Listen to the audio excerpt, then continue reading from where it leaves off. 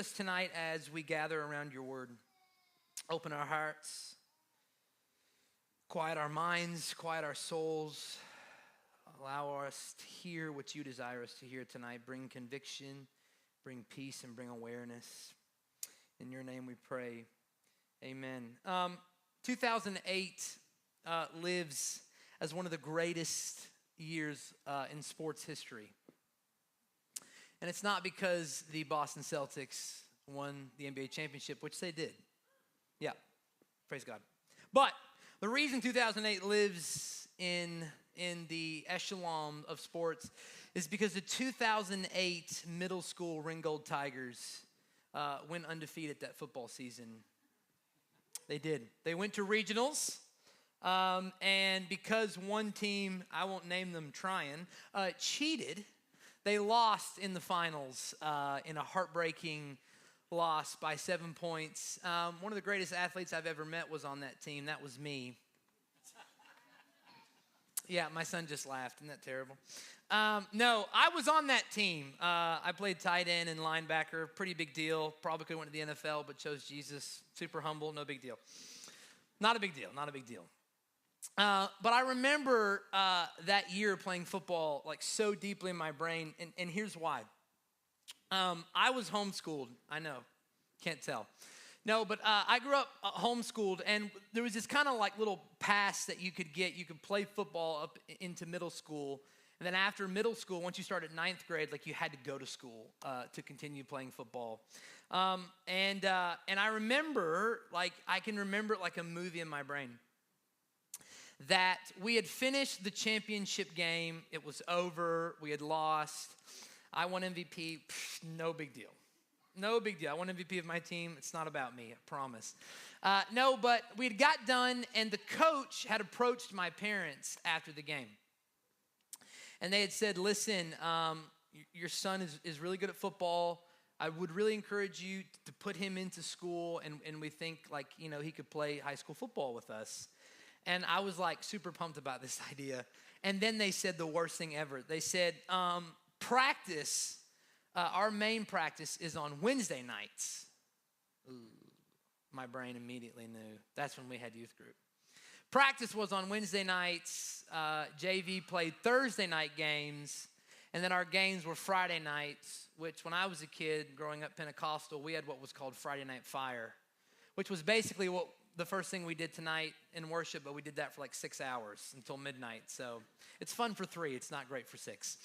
It's not really great. And so my parents told him, thank you so much, but he won't be playing high school football. You know, Wednesday nights is youth, Friday nights is Friday Night Fire. And I remember getting in the car, and I'm holding this big trophy. I won MVP, it's no big deal. I won't mention it again. I'm holding this big trophy, and I remember crying the whole way home, thinking like, my football career is over, you know, like my aspirations. I did think if I did go to the NFL, I wouldn't give my parents a dime. That was the first thought I had. But I remember crying. I remember thinking very vividly in my brain in that moment, because you're dealing with so many emotions. I remember thinking to myself, my parents hate me and they hate football.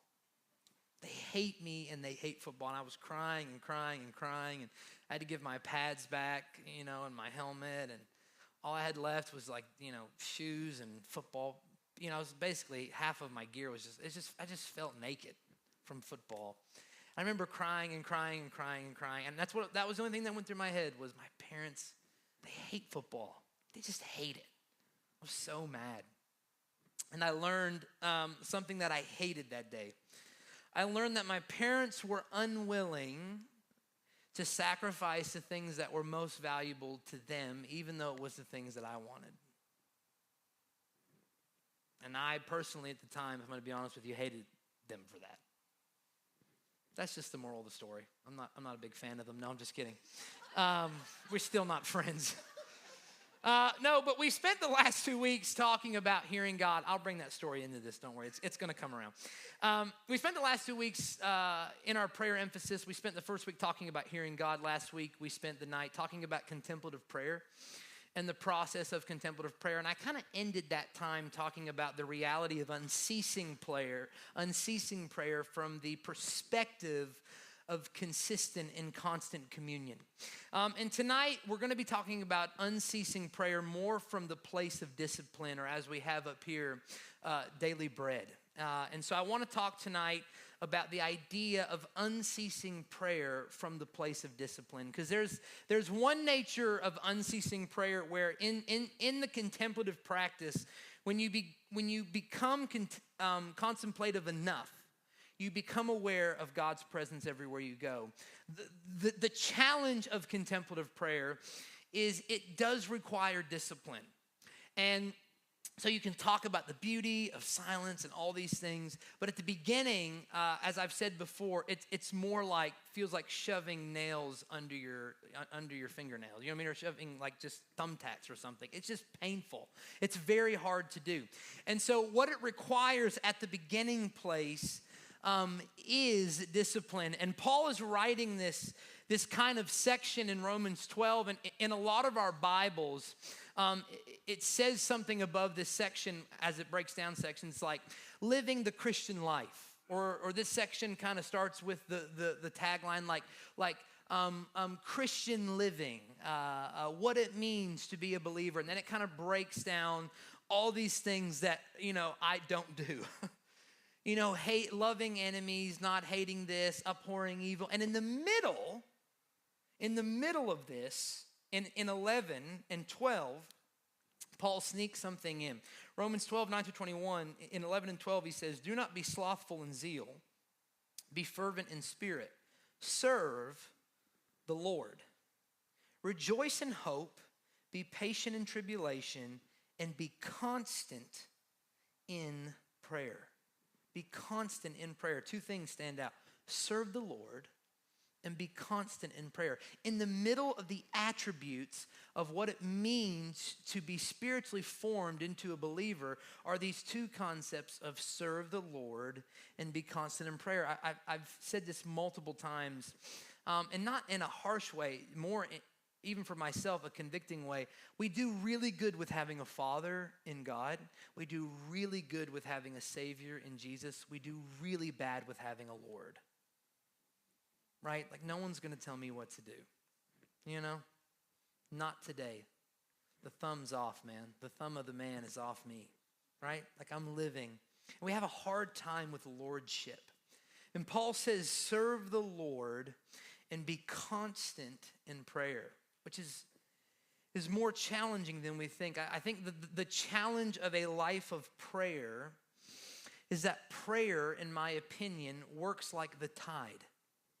Prayer works like the tide. Have you ever gone to the beach and you're kind of around a lot of locals and everyone's kind of got their tents back here and you're like, why is everyone so far back? So you're like, well, I'll go ahead of everybody. And so you kind of are like, 10 foot ahead of everyone. You set your tent up in front of everyone. It's just you in the water. Then 30 minutes later, you're like, why are my feet wet? Why is my cooler in the ocean? What has happened is the tide has slowly rolled in, and every local knows that this is the spot that it probably won't get to, right? And you're the one that's moved up forward. And you can't watch it. You really can't pace it. It just kind of happens. And prayer very much operates like the tide from the perspective of we just do it and do it and do it, and we don't really notice change. It's just, but eventually, you kind of feel your toes are wet. And prayer begins to change you like water changes sand, and it just kind of rolls over you slowly and slowly and slowly. The 19th century Baptist writer Oswald Chambers says this, that prayer does not fit us for greater work. Prayer is the greater work. The great work of the believer is not using prayer to get to something or become something, rather that prayer is the greater work of the Christian faith. And I think all of us, hopefully, at least in this emphasis, have been challenged with the concept of what will it mean, what does it mean to increase or maybe make successful my prayer life. I hate using that term successful because I don't want you to ever see your prayer life from a place of winning and losing or success and failure, because there is no failure in prayer. There's only failure when we don't go into prayer. But I think all of us are looking for, maybe it's the best word to use, some form of success in wanting a greater prayer life. The challenge is, and I love the way that Richard Foster says it, he says that prayer is not learned in a classroom, but in the discipline of practice. Prayer is not learned in the classroom, but in the discipline of practice. There is, it's as old as time to say that if you want to get better at pitching baseballs, you know what you have to do? Pitch baseballs. Want to get better at golf, you know what you need to do? Take up a different sport. It's just the nature. You're never going to get good. That's what I've learned in my life. But if you want to get better at something, the only way you do it is by doing it. And prayer can be taught from an abstract perspective about how to go into it, but to actually do it and maintain it, it has to be something you do through the bending of your will by the work of spiritual disciplines. It's the only way contemplative prayer will ever work for us. It's the only way it will ever function the way it's supposed to. And I think the problem for most of us is not that we simply just don't want to pray. I don't think that's really the problem. I think it's more often that we feel bad that we don't want to pray. I don't think we don't pray because we don't want to. I think we don't pray because I feel so horrible that I would rather not. Like, if you get up at 5 a.m., you know what you don't want to do is sit in silence. I'm going to be honest. You almost end up falling asleep again. Then you feel worse because you went into prayer and fell back asleep. Right? And most of us aren't praying because we don't want to, but most of us aren't praying because we feel so bad that we don't want to, that we never go into it. We never actually attempt it. Because if I get into the presence of God and I somehow let him know that I didn't want to get here, I'm going to feel horrible, right? And my thought process is that the Father would rather you bring your indifference to him than spend your life away from him. The Father would rather us come to him with our lack of desire to be with him than to simply have no desire or to simply never be with him. I think the Lord can do a lot with indifference, but he can't do a lot with ignorance and ignoring. I've tons of time brought my indifference into my prayer life and said, I don't want to be here. I'm tired. I'm exhausted.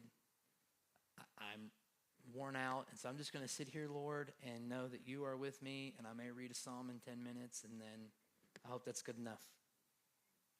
And every time I do that, I cry. No, I'm just kidding, I don't. But even in my indifference, I don't leave feeling incredibly much better, but I do know that I brought it to his feet rather than simply letting it just remain inside of me.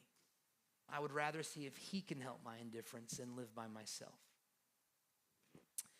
And so the challenge of unceasing prayer, the challenge of contemplative prayer, the challenge of moving, and we've used this terminology for the past couple of years, but the challenge of moving from a prayer life into a life of prayer is allowing spiritual discipline with prayer to bend us to a place where prayer becomes a source of living rather than something gnawing at the back of my head going, you need to do this. You need to do this. You need to do this. And so I want to talk about this tonight. I think we need to, before we can talk about the ability to act in spiritual discipline when it comes to prayer and act in unceasing prayer, we need to first look at and attack what is the greatest enemy of your prayer life. What is the greatest enemy affecting your prayer life? What is the greatest enemy affecting you being able to enter into the presence of God? This probably won't shock you, but it's distraction. It's distraction, right? So I want to take some time and open up by talking about a distraction. This is one of my favorite quotes from Ronald Rollheiser. He says that today a number of historical circumstances are blindly flowing together and accidentally conspiring to produce a climate within which it is difficult not just to think about God or to pray, but simply to have any interior depth whatsoever. We, for every kind of reason, good and bad, are distracting ourselves into spiritual oblivion. It is not that we have anything against God, depth, and spirit. We would like these. It is that we are habitually too preoccupied to have any of these show up on our radar screens. We are more busy than bad, more distracted than non-spiritual, and more interested in the movie theater, the sports arena, and the shopping mall, and the fantasy life they produce in us than we are in church. Pathological busyness, distraction, and restlessness are major blocks today within our spiritual lives. It's like, oof, right? And the harsh truth for all of us, I think, is not that we are unwilling to have lives of prayer, but rather we are too busy to have lives of prayer. Not just you, me. I'm not just shouting at you and saying I'm not a part of that. But I think for all of us, the great challenge is, and the lie we've been telling ourselves for years is, I would pray, but I am just like slammed right now. You know what I mean? Like I'm slammed. Like college football season's here. You know what I mean? Like Superman just came out in theaters. Like I am slammed in this season of my life. You know? I got dinner at Chili's tonight. Like I would love to pray, but it's got so much going on.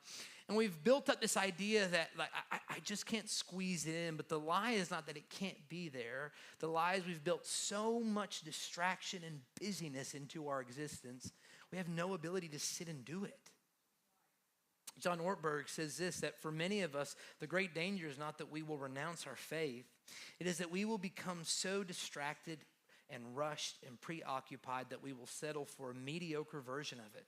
We will just skim our lives instead of actually living them. My thought process has been this: my greatest fear in life should not be that I revert to atheism, rather that I revert to exhaustion. Because atheism, on one hand, works for the enemy, but on the other hand, exhaustion can work just as much, because in some ways I become just as powerless.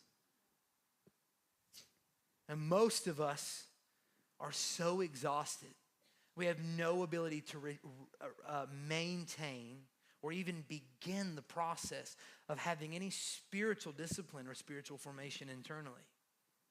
And so I want to talk about 3 layers of distraction I think all of us are facing right now, including myself.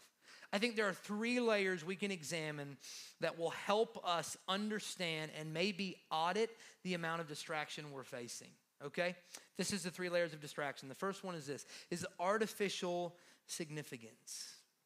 The first layer of distraction is artificial significance. I've made this quote before, but here's the reality. Busyness is truly the greatest form of artificial significance. Busyness is truly the greatest form of artificial significance we will ever face. Most of us fill our lives with things not because we are dying to have more on the schedule, but rather because the thought of having nothing or doing nothing or sitting by myself with nothing but my thoughts sounds terrifying, right? I talked about it a couple weeks ago. There's no greater fear in the world than being at a doctor's office and all the TVs don't work and your phone dies. That's when you're going to find out that you should probably be in a nut house, because what's going on in your brain should never make the light of day. You know, there's nothing worse. You're just sitting there going like, I don't even know. You know what I mean? You kind of feel like Ricky Bobby. Like, I don't even know what to do with my hands. I'm just kind of just sitting here existing, right? And so what we often do is we live lives of busyness so that when we come to the end of the day, we can go, I've done so much. I must be so much. You know, I catch myself in this all the time. 90% of the time when you ask someone like, how you doing? How's everything going? We're just slammed right now. So busy. The kids are going crazy. Everyone's got their own sport. Everyone's got their own thing. Jimmy's selling shoes, Johnny's selling Mums, Susie's selling Reese's cups for school. Everyone's in ballet, everyone's playing softball. 2 of them are painting. Are you still married? Maybe. I don't know. Right? And so what we do is we fill and fill and fill and fill and fill and fill and fill and fill our lives because the thought of doing nothing actually sounds like a chore. It always cracks me up because you'll see a lot of people who suffer with this when they say, you know what, tonight I'm not doing anything.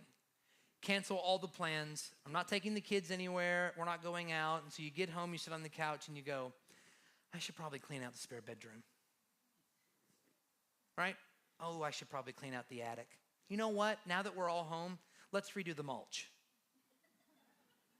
And then you're like, wait, we just told us we weren't going to do anything. We're not. We're staying home and we're relaxing by doing the mulch. And we fill ourselves and we fill ourselves and we fill ourselves, right? And we fill ourselves because the reality is either one, we have such a low self-esteem of ourselves that if we are to relax, we beat ourselves up because you shouldn't be allowed to relax. Or 2, the thought of being alone means I'm going to be met with all the insecure thoughts and things that are in my brain that if I spend 10 minutes by myself, I'm just going to ruminate. Just going to ruminate over and over and over again. On the mom I'm not, on the dad I'm not, on the husband I'm not, on the wife I'm not, on the money I don't have, on the things I haven't accomplished. And if I sit with those things too long, this relaxing time of being alone is just going to turn to a depressing night of woe is me. So we fill ourselves with artificial significance. The second layer of distraction is our yes. This might be, I have 3 because when you preach, you have to have 3. You can't have 4 or 2, you have to have 3. That's the rule in the unwritten preacher's book. But number 2, I probably should have put this at the bottom, would have made more sense. This probably is like the big one. I'll put it in the middle. This is the sandwich, 3 layers. And this is the big one, is our yes. One of the hardest lessons I've learned in my life is the power of my yes. How often do we examine what we give our yes to? I've told this story multiple times. And I'm still amazed at how he can do it. If Brian Hess doesn't want to hang out with you, he's just going to say no. I will lie to you at least. I will say like, no, Benjamin's sick. Me and Bailey are splitting up. I'll come up with something. Something to say like, we've got counseling tonight. Like, I'll do anything because I don't want you to think I don't want to hang out with you. And if you're like, hey, you want to go get dinner, Brian? He's like, no. And I'm just like, and then I end up saying yes to that person because I feel so bad that Brian just said no to them. And I go eat dinner with someone I don't even want to eat with. That's why I don't hang around with Brian after church. Because literally, it's just, I remember the first time, one of the first times we were hanging out at a church event, a young man came up and said, you know, I'm playing basketball for the church, and I would love for you to come to the game and watch. And Brian goes, I don't think I'm going to do that. That's not a joke. That's what Brian said to this person in front of me. You know what I mean? That's almost like saying, will you pray for my cousin? Nah, probably not. I could say it, but I'm not going to do it. That's what being friends with Brian's like. I have texted Brian, hey, you want to go see a movie? No, probably not tonight. Why? Don't want to. Oh, thought maybe you had something with your family or something. Could lie. Like, say you have a drinking problem. Anything. Just don't. Do something to get out of this thing. But Brian, I will give him, is the king at saying no. And it's very funny because I mostly see people on the opposite end. You see people that go like, I'm just so busy. I don't know what, like all my kids and like, you know, me and my husband are doing a pottery class and a cooking class. And they're saying this as if someone held them down and was like, if you don't sign up for that pottery class, I'm going to punch you in the face. As if they didn't say yes to the pottery class and the cooking class and the this and the that and the this and the that. And they just look at you like, oh God, like I have no me time. You know what I mean? And the problem is for you, for me, for all of us is our yes. I play adult men's hockey, and it's an outdoor arena. So during the summer, they play late at night. 8:15, 9:15, and 10:15. And all summer, for some weird reason, I always got 10:15 games. So I would leave here on Sunday nights this past summer, go eat terrible food, Texas Roadhouse, something with a lot of carbohydrates, come home with enough time to just, sit for 10 minutes and then go play hockey for like 3 hours and basically come home like a shell of myself. I remember thinking, what are you doing? You're not Sidney Crosby. Go home and go to bed. And I just kept doing this, and I was like, you've got to stop saying yes to things. You know what I mean? Like you have to just sit down and relax. And I think we don't understand the weight and the great power we have in our yes and our no. And the greatest power we have in our ability to eliminate distraction is our no. Is the ability to say no to plans, no to activities, to say no to things that carry lesser value. Now, does this mean we say no to everything like Brian? No. You have to have friends and be nice, right? And so I personally think, in my personal opinion, some of this is my opinion, I think everyone needs a hobby. I think it's good for you.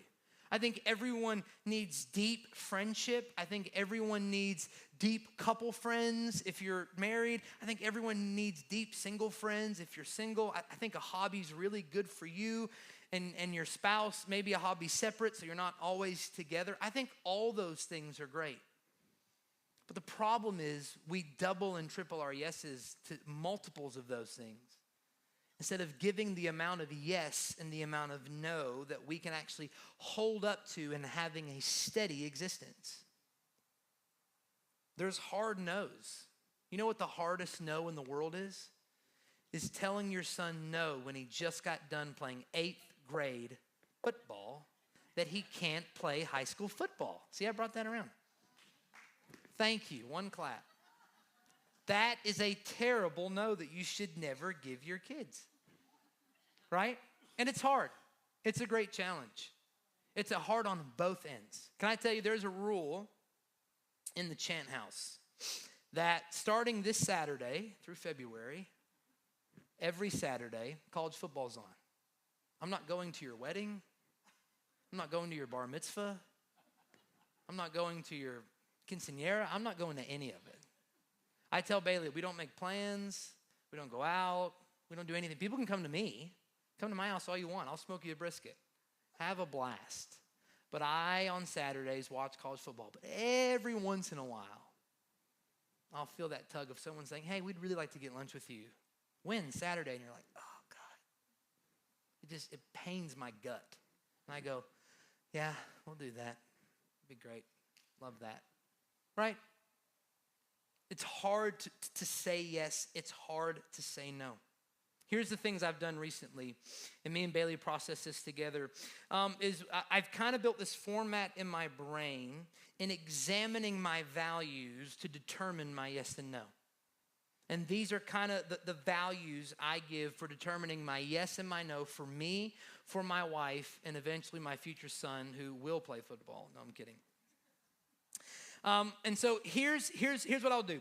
Something will get my no if it costs me these 5 things. First is this: me or my wife's or my children's spiritual formation. One of the greatest things my parents ever did was teach me in 8th grade that my greatest value must be the people in which I do life with in church. At that point, I was in youth group. And so saying no to football meant saying yes to my ability to enter into a season of being with my youth group to become spiritually formed. And although I would probably be in the Hall of Fame today, just saying. At what position, we don't know. Although that probably wouldn't be the case, one thing I can tell you is that the greatest value I have in my life as an adult is for the church. I have a value to be in the room. I've made the jokes before. I have been in the worst and worst of seasons in my life, doing things I should have never did all Saturday night, and gotten up completely hungover, looking horrible, and walked into church. Because that's just what I do. It's what I did. It's what I grew up doing. And so I will give my no to anything that cost me and my family our spiritual formation. Second thing, I will give my no if what is being required of me costs me and my wife's peace or intimacy. I've said this before, and you can have a different opinion, and that's totally fine. My children and everything else in my life is secondary to my relationship with my wife. I love Benjamin with every fiber of my being. He's not my wife. And as much as I love him and want to care for him and do life with him, I do life with Bailey. And Benjamin's in me and Bailey's life. And so I will not say yes to anything with my children, with my family that cost us our intimacy. If you think I'm spending 6 days a week at a ball field or a ballet recital or a pottery class or anything, you're insane, right? And it's not because I couldn't.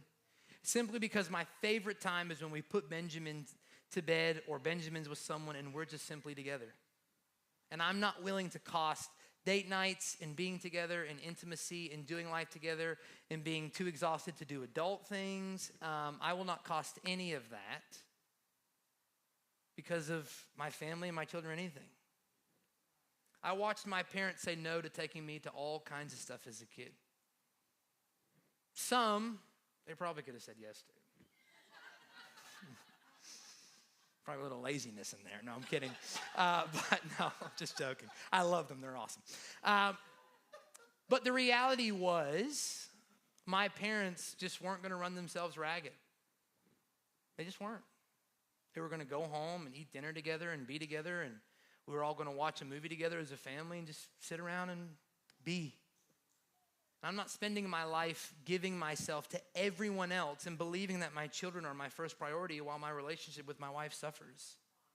One of the things me and my wife have told each other is we refuse to be business partners, taxi drivers for children, business partners in finances and mortgages.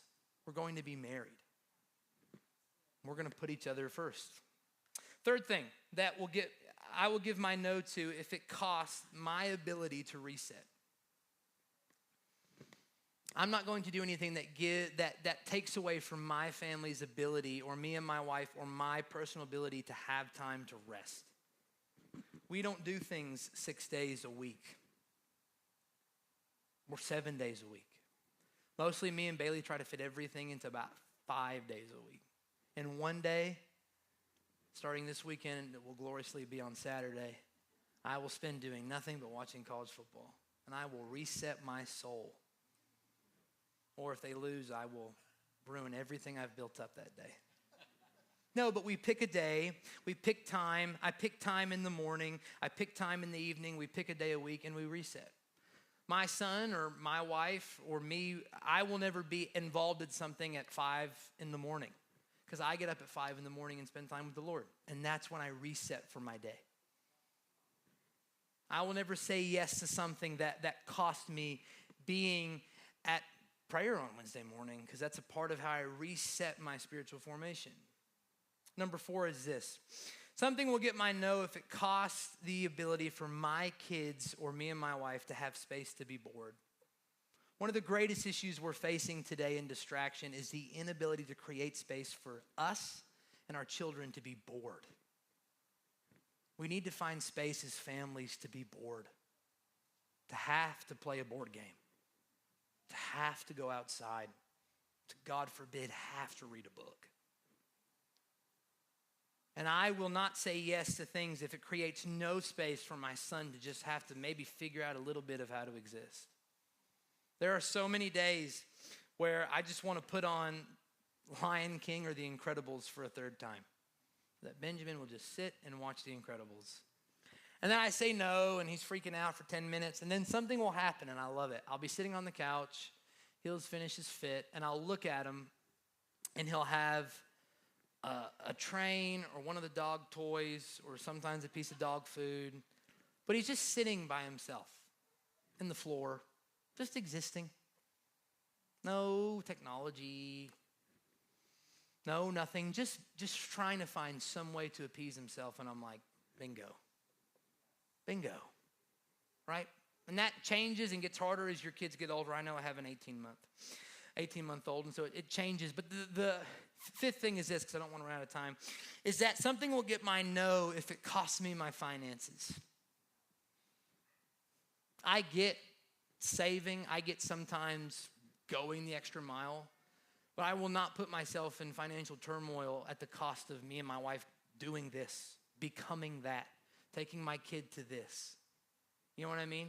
Like right now, if my kid wants to play hockey, he's gonna have to play fantasy hockey because hockey skates are like $400. So he can sit in front of a TV and just do this and acts like he's playing hockey. Because I'm not spending $2,000 for a 7-year-old to play hockey, right? And so much, we do this thing where there's this pressure in our yes and our no to fulfill some type of need, oftentimes within our children or our family or our marriage. If I don't go on this vacation, I'm gonna make my wife mad. If I don't buy this for my kid, they're gonna be disappointed that all their friends are doing it and not me. And so I'll live in this life of financial turmoil over and over and over and over and over again and put myself into mounds of debt. And I'm stressed and have no hair, but like at least my kid's in gymnastics or we're going on a cruise. And that yes or no will immediately filtrate itself into our prayer life. Because if you think I'm going to get up and spend time in prayer after I just spent $5,000, $10,000, $3,000 I didn't have, you're crazy. Because you know what I'm going to be thinking about the whole morning? Is the $3,000 I spent I don't have. And that's no way to go into contemplative prayer. These are 5 things for me that I will always examine when determining my yes or no to something, especially long term. Sometimes there's sacrifices. I'm a pastor. Sometimes someone calls at 9 o'clock at night and their marriage is, something's happened in their family or this or that. And you say yes because that's what being a shepherd is, or being a believer is loving people even when you don't want to. Sometimes you have to love beyond your own comfortability, Brian. Other people. But at the end of the day, I use this 5 kind of point filtration system to determine my yes or my no. Because the most powerful thing you will have in eliminating distraction is what you say yes to and what you say no to. Third is this. The third layer of distraction, which should be well known, is our attention. Not just what we give our yes and our no and our time to, but often what with our eyes and our presence do we give our attention to, right? The greatest battle we're facing in culture right now is our attention. John Mark Comer says that we live in the economy that trades in human attention. What you give your attention to becomes your master. Dallas Willard, I love this line from him. He says that the greatest danger of our time is the loss of the undivided mind. I don't know if you have a hard time with this, but the world has spent most of my life teaching me that one of the greatest skills I could have is multitasking.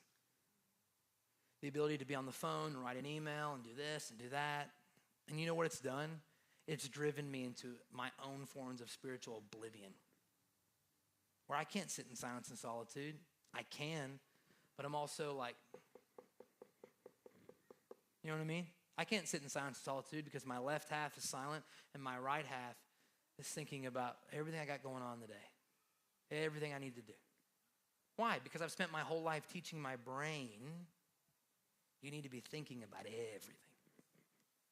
And the greatest fear for most of us that we should be afraid of is how much have we given of ourselves to teach ourselves that our mind must be constantly divided amongst a multitude of things.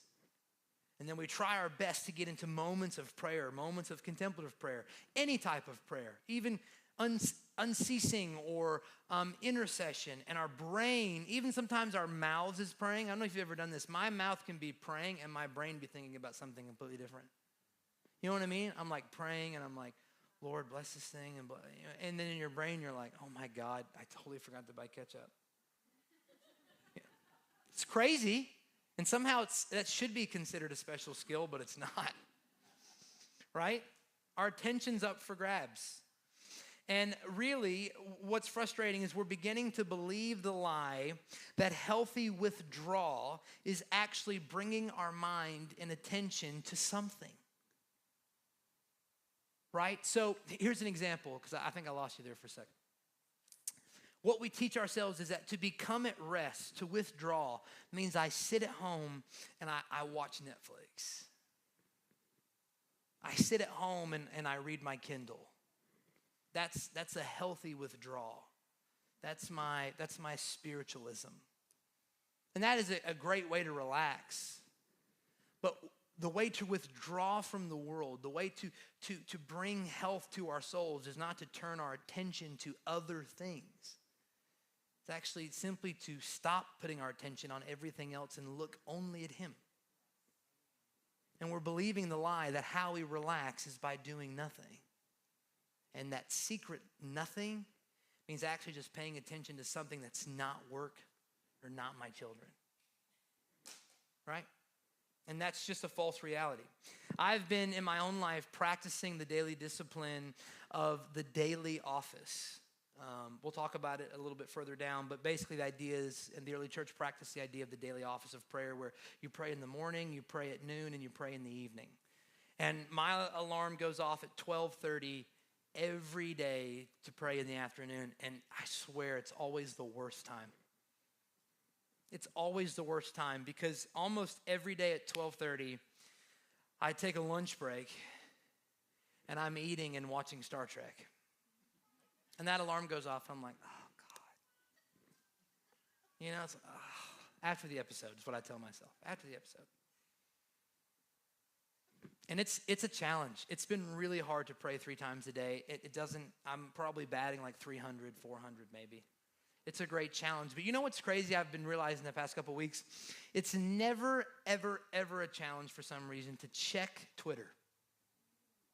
It's never hard to pause my work, pause my day, pause a show. I can flick Netflix up in the corner and be looking at Twitter and still watching Netflix in the corner of my phone now. Isn't that incredible? It's not. Don't do it.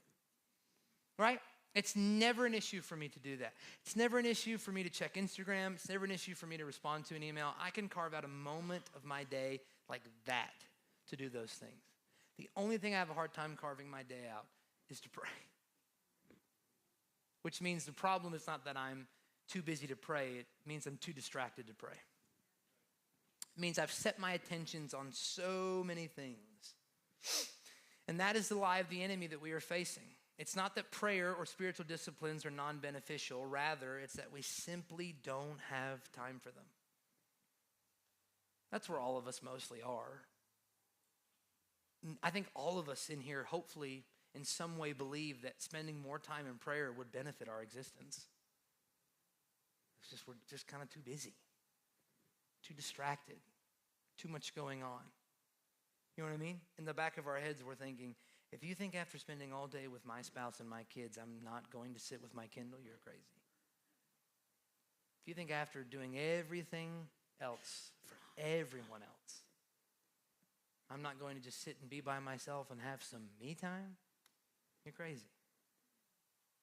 And that busyness, that distraction, all those things kind of sit in this melting pot. And we build this life of busyness. We build this life filled with giving out too many yeses, living in the beauty of artificial significance, and being so attentive to everything but our own formation that we do what John Ortberg said. We will live ourselves into some type of spiritual numbness. And so when we spend weeks talking about contemplative prayer like we did last week, when we talk about the reality of unceasing prayer, I think all of us, including myself, there's so many messages I listen to, and I'm like, man, like I'm going to do this. Like I'm going to grab the bull by the horns here. You know what I mean? Like I'm going to do this whole thing. And then like I eat dinner and Bailey's like, want to watch Netflix? And I'm like, you know what? I've worked really hard today. Yes. Then you do that and you go, oh my God, it's 11. And you try to get just enough sleep to hopefully wake up at 5 a.m. And then you didn't get enough sleep, so you wake up at 6. And then that's the day Benjamin wakes up at 7. And everything is thrown off. And that distraction just continues and continues and continues and builds this chaotic existence in which I sway back and forth through. And I blame everything else, when often I can circle everything back to these 3 layers of distraction. I can signal to these 3 moments and realize why I am where I am. right? You know what the hardest thing must have been in the world? Is for Jesus to see Gentiles all around him suffering and know he was only for the Jews and always tell them no. We only see one small version of that. He ends up giving in actually to a Gentile woman. But you know, Jesus going through Rome and all these places and passing from Capernaum town to town, seeing Gentiles suffering and just normal people living, knowing that Jesus was only at that time for the Jews, as he would say. Do you know how hard that yes and that no is? It sounds like you're being mean, evil. It sounds like you have no compassion. How could you be so hateful? How could you be so rude? How could you not love them like you love these people? But Jesus' assignment was here, which means that he understood the weight of his yes, of his no, and what he had to give his attention to. You know how he was able to do that? The scriptures say that Jesus often withdrew into lowly places to pray. That he often spent time alone.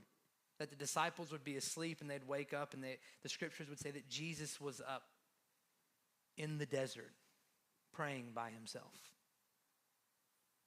And so now that we are aware of the distractions and its layers, what is the answer out? How do we battle distraction? How do we battle these three layers? And the simple answer is simply discipline.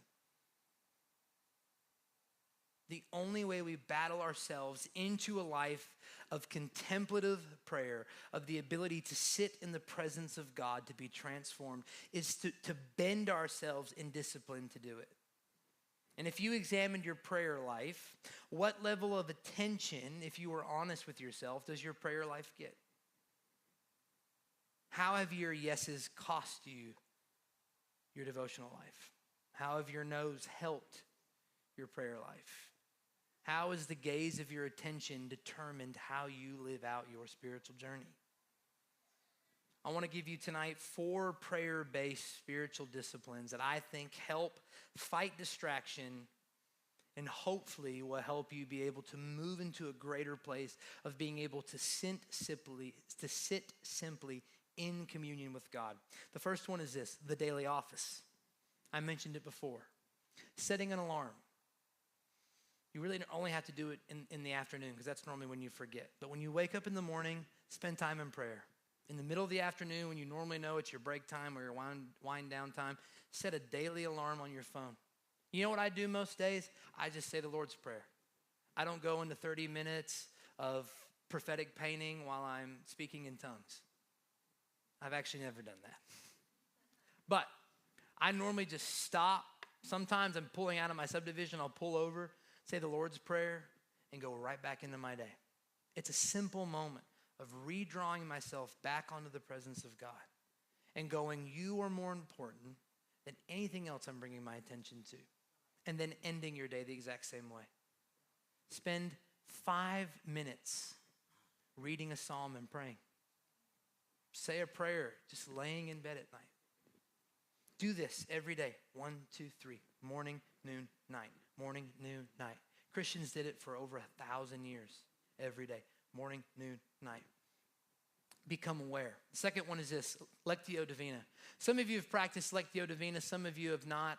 One suggestion I would actually give you if you've never practiced Lectio Divina is there's a great app by 24/7 Prayer called Lectio 365.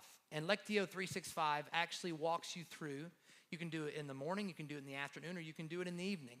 And you can do a time of Lectio Divina every day if you've never practiced it. If you have, it's simply opening to a portion of Scripture, reading that amount of verses. It can be 2 verses, it can be 18, reading it through, asking the Lord to point something out, reading it again, finding out what words or phrases stand out to you, reading that little portion again, and then inviting the Lord in to tell you what he wants to tell you about that section of Scripture. It's a simple form of prayer. The third is this, the daily examine. This is a great prayer and a great spiritual discipline. It's spending time in the evening, and maybe if you're doing the daily office, you end with the daily examine. And all you do is you just spend 5 minutes alone in a chair by yourself. You invite the Holy Spirit in and you simply ask him this: where were you throughout my day today? And you examine your day and you examine all the points you saw the Holy Spirit. All the places you saw God work throughout your day. And the fourth is this, your favorite, silence and solitude. Everyone's favorite form of prayer. What would it look like if every day you woke up, and you can do it on your Apple Watch, you can do it on your phone, you set a 10-minute timer, you took all the batteries out of the clocks. I had to do that in my office. It was driving me nuts. I could sit there and hear it. What happened if you took 10 minutes, set a timer so you weren't thinking about how long it was, you breathed in, you breathed out, and you just invited the Holy Spirit in and just sat there? And you know, I talked about this a couple weeks ago. You're going to be distracted 999 times. That's 1,000 times you get to come back to him.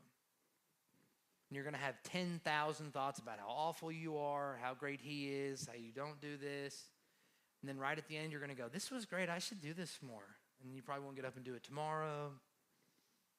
But what happened if you just took 10 minutes, 5 minutes, and sat in complete silence with the Lord? No soaking music, no Jeopardy. Just get up early enough before the school buses start outside your windows. Just be with him. What would it look like to add 1, 2, 4 of these into your life? Some of them can be intermingled. I've talked about this before. I do the daily office. In the morning, I do Lectio Divina.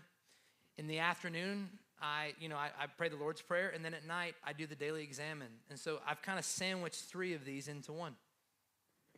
Sometimes in the morning, I do silence and solitude. So what would it look like? There's a really great line by poet Mary Oliver. She states in her book, Upstream, that attention is the beginning of devotion. And I think most of us are actually looking for a life of devotion to the Lord. But devotion and intimacy, unfortunately, starts with discipline. Right? How many of you were disciplined at looking your best before you got married? How many of you have kind of slacked off? How many of you have put on the freshman 15? And I think for most of us, discipline, honestly, is the only way forward into changing from a prayer life into a life of prayer. Dallas Willard says that the disciplines are activities of mind and body purposefully undertaken to bring our personality and total being into effective cooperation with the divine order. That is what spiritual disciplines are. Disciplining ourselves in prayer is bringing myself into cooperation with the divine being of God. And what happens, and I promise you, eventually this will happen. It's going to feel like the tide. I promise it will become the greatest source of your existence where you honestly can't live without it. And it's going to require more no's. It's going to require disappointing your spouse some days and your kids and them not understanding why. It's going to require giving up certain things and not doing other things. But the only way to find the ability to become truly in a place where God can spiritually form you like clay is giving yourself up to him to have his way. And the greatest way to do that is to sit in prayer. I opened with this line, and you guys don't have to go back to it, but Oswald Chambers says, prayer does not fit us for the greater work. Prayer is the greater work. You guys can stand. Jesus, in his prayer that he gives to us, gives us a clue of the spiritual life of the believer. He says in Matthew 6, he says, and when you pray, do not heap up empty phrases as the Gentiles do, for they think that they will be heard for their many words. Do not be like them, for your Father knows what you need before you ask him. So pray like this. He says, our Father in heaven, hallowed be your name.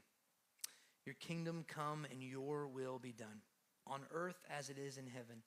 Give us this day our daily bread and forgive us our debts, as we also have forgiven our debtors. And lead us not into temptation, but deliver us from evil. When Jesus says his prayer and asks you to pray, do you know what a big thing in the middle of this is give us our daily bread. Because, contrary to popular belief, the spiritual life is not found in mass consumption. You can't pray for 4 hours on Monday and be good till Saturday. It's just unfortunately not the way it works. But what you can do is you can go for daily bread. And you can pray for 20 minutes a day and find substance for life like you've never, ever, ever seen it. And the spiritual journey, I hope we learned during this prayer emphasis, the spiritual journey is one of daily bread. It is a daily step-by-step of returning to the one in whom formed me and allow him to show me how he's forming me. It is give us this day our daily bread. Jesus requested. He says in another verse, do not worry tomorrow, for tomorrow has its own cares and issues. And do not worry about yesterday, for yesterday is gone. He says, worry about today. And then he says, don't be anxious about anything. This journey of unceasing prayer will not be found in the ability to gather and pray for hours and hours and hours and hours. You have jobs and families and kids and activities, and all those things are great. But the life of the believer is found in the ability to understand that I am living in lack if I don't find a way to commune with him every day. Every single day. I want you to bow your heads tonight. We're going to open up our altars tonight. And here's what I'll say. We have people here that are willing to pray for you, but our altars are going to be open to give you the ability to maybe just have a second to ask him. Jesus says here that the Lord already knows what you're going to ask before you do, but maybe some of you need to bring your indifference towards prayer to the altar.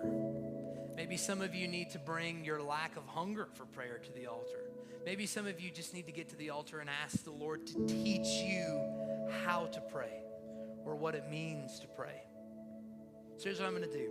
I'm going to say our benediction, and at the end of our benediction, I'm going to release you to come to the altar. If you need to leave, that is totally fine. We just ask that you do so quietly if people are at the altar tonight. But if that's you, if you would like just a few moments to maybe commune with him tonight and maybe start something that leads you into the rest of your week in communing with him, this altar is open. Let me say our benediction. May you go now in the power and love of King Jesus, who heals your sickness, delivers you from darkness, and mends your broken hearts. May you in the power of the Holy Spirit go and do the same. Christ has no body now but yours. No hands, no feet on earth but yours. Yours are the eyes with which he looks with compassion on the world. Go in peace to love and serve the Lord. You're dismissed.